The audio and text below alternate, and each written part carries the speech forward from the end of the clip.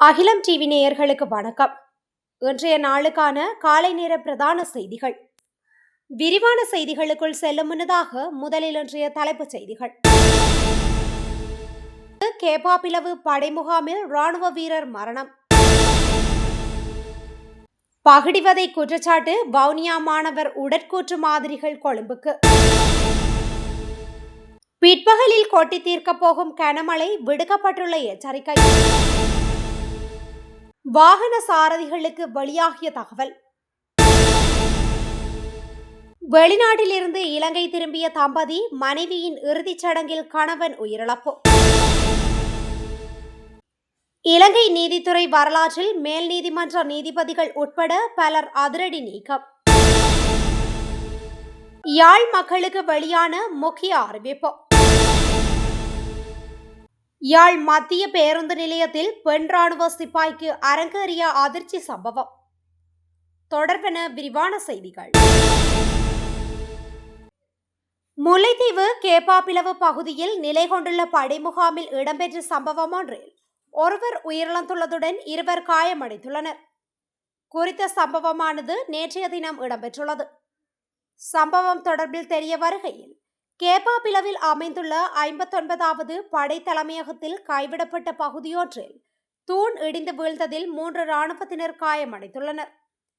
இவ்வாறு காயமடைந்த இராணுவ வீரர்கள் இராணுவத்தினரின் காவு வண்டி ஊடாக முல்லைத்தீவு மாவட்ட மருத்துவமனையில் அனுமதிக்கப்பட்டுள்ளனர்.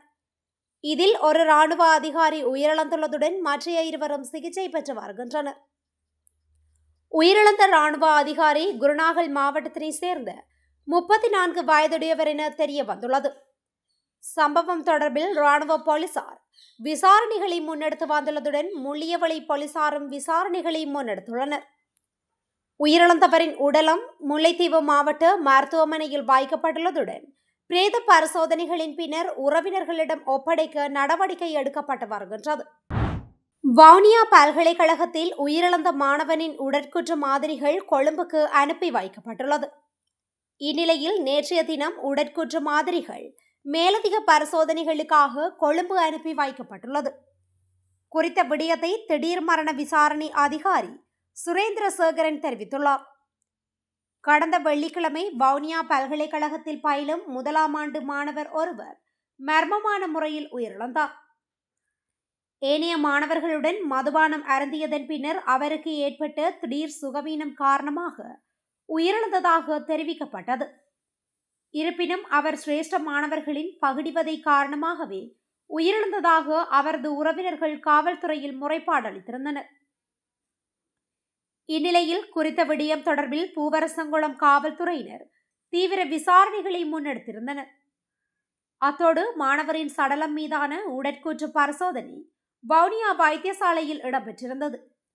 எவ்வாறாயினும் அவர் உயிரிழந்தமைக்கான காரணம் இன்னும் தெரியவராத நிலையில் உடற்கூற்று மாதிரிகள் மேலதிக பரிசோதனைகளுக்காக கொழும்புக்கு அனுப்பி வைக்கப்பட்டுள்ளதாக தெரிவிக்கப்பட்டுள்ளமை குறிப்பிடத்தக்கது. சப்ரகமுவ மத்திய, ஊவா மற்றும் வடக்கு மாகாணங்களிலும் திருகோணமலை மாவட்டத்திலும் பிற்பகல் 2 மணிக்கு பிறகு மழை அல்லது இடியுடன் கூடிய மழை பெய்யக்கூடும் என தெரிவிக்கப்பட்டுள்ளது. குறித்த விடயத்தை வளிமண்டலவியல் திணைக்களம் இன்று வெளியிட்டுள்ள அறிக்கையில் குறிப்பிடப்பட்டுள்ளது. தீவின் பிற பகுதிகளில் முக்கியமான சீரான வானிலை நிலவும் என தெரிவிக்கப்பட்டுள்ளது. மத்திய, சப்ரகமுவ மற்றும் ஊவா மாகாணங்களிலும் அம்பாறை மாவட்டத்திலும் அதிகாலை நேரங்களில் மூடுபனியுடன் கூடிய வானிலை எதிர்பார்க்கப்படலாம் என தெரிவிக்கப்பட்டுள்ளது. மேலும் இடியுடன் கூடிய மழை பெய்யும் போது தற்காலிகமாக பலத்த காற்று மற்றும் மின்னல் தாக்குதல் ஏற்படும் சேதங்களை குறைக்க போதுமான முன்னெச்சரிக்கை நடவடிக்கைகளை எடுக்குமாறு தெரிவிக்கப்பட்டுள்ளமை குறிப்பிடத்தக்கது. மத்திய அதிவேக நெடுஞ்சாலை திட்டத்தின் ஒரு பகுதியாக கொழும்பு தொடக்கம் கண்டி பிரதான சாலையில் கடவத்தையில் உள்ள பண்டாரவத்த பகுதியில் பாலம் கட்டும் பணிகள் 2 கட்டங்களாக மேற்கொள்ளப்படும் என்று வீதி மேம்பாட்டு ஆணையகம் தெரிவித்துள்ளது. அறிக்கையின்படி நவம்பர் 1 முதல் 2026 ஜனவரி 31 வரை 3 மாத காலத்திற்கு கட்டுமான பணிகள் மேற்கொள்ளப்படும் என வீதி அபிவிருத்தி அதிகார சபை தெரிவித்துள்ளது. அதனால் சம்பந்தப்பட்ட சாலை பிரிவுகள் இரவில் மூடப்படும். அதே நேரத்தில் வாகன ஓட்டிகளின் வசதிக்காக மாற்று போக்குவரத்து ஏற்பாடுகள் அறிவிக்கப்பட்டுள்ளன. அதன்படி கட்டுமான பணிகளின் முதல் 1.5 மாதங்களில் கொழும்பு முதல் கண்டி வரையிலான கடவத்தையிலுள்ள பண்டாரவத்த பகுதியிலுள்ள இருவழிச்சாலையின் ஒரு பாதை போக்குவரத்துக்காக மூடப்படும். அத்துடன் அடுத்த 1.5 மாத காலத்தில் கண்டி பக்கத்திலிருந்து கொழும்பு நோக்கி கட்டுமான பணிகள் மேற்கொள்ளப்படும். அந்த நேரத்திலும் ஒரு பாதை போக்குவரத்து மூடப்படும். எனவே ஒவ்வொரு திசையிலும் ஒரு பாதை மூடப்பட்டு சாலைகள் குறைந்த கொள்ளளவுடன் செயல்பட தொடங்கும் என்பதால் இந்த கட்டுமான காலத்தில் குறிப்பிடத்தக்க போக்குவரத்து நெரிசல் ஏற்படும் என்று எதிர்பார்க்கப்படுகின்றது. அதன்படி இந்த காலகட்டத்தில் கொழும்பு கண்டி சாலையை பயன்படுத்தும் வாகன ஓட்டிகள் மற்றும் சாலைகளை பயன்படுத்துமாறு அறிவுறுத்தப்படுகின்றனர். கேகாலை பகுதியில் மனைவியின் இறுதி சடங்கின் போது கணவர் உயிரிழந்த சம்பவம் அப்பகுதி மக்களை சோகத்தில் ஆழ்த்தியுள்ளது. 77 வயதான குணதாச அதிகாரி ஆராய்ச்சி என்ற கேகாலை புனித மேரி பெண்கள் கல்லூரியின் ஆசிரியரும் 76 வயதுடைய தலதா விஜயரத்ன என்ற எழுத்தாளருமே இவ்வாறு உயிரிழந்துள்ளனர். இருவரும் இளம் வயதிலேயே காதலித்து திருமணம் செய்து கொண்டனர். அந்த நிலையில் 2 பிள்ளைகளுடன் இந்த தம்பதி ஆஸ்திரேலியாவில் வாழ்ந்து வந்தனர். மனைவியின் உடல்நிலை பாதிப்பு காரணமாக இருவரும் இலங்கைக்கு திரும்பினர். எனினும் கடந்த 31ஆம் திகதி மனைவி உயிரிழந்தார். 2ஆம் திகதி மாலை அவரது உடல் தகனம் செய்யப்பட்ட போது கணவருக்கு திடீரென நெஞ்சு வலி ஏற்பட்டது. மனைவியின் பிரிவால் ஏற்பட்ட உடல்நலக் குறைவு காரணமாக மதச்சடங்குகளை முடித்துவிட்டு தகனத்திற்கு செல்லாமல் வீடு திரும்பினார். அவரது மனைவியின் உடல் தீயில் எரிந்து கொண்டிருந்த போது திடீர் மாரடைப்பு காரணமாக கணவரும் உயிரிழந்துள்ளார். அவரது இறுதிச் சடங்கு நேற்று கேகாலையில் நடைபெற்றது.